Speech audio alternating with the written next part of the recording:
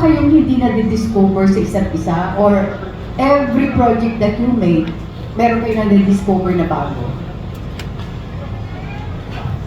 Parang wala na po. Parang alam na po namin everything about one another, and sa every project naman po, it's just always the same. Wala naman pong nagbabago.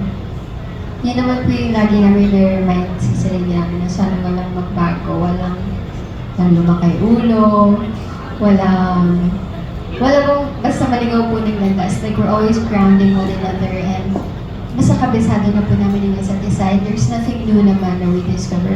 Parang it's always the same.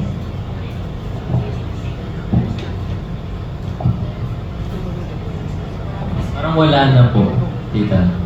Kasi parang gets na namin yung isa't isa. Yung parang pag tinignan niya ako, parang alam ko agad may kasalanan na ako. Pag tinignan ko siya, alam na niya agad. Yung parang naiintindihan na namin talaga yung isa't isa. Yun po. Kakatampuhan pa ba kayo? Madalas po.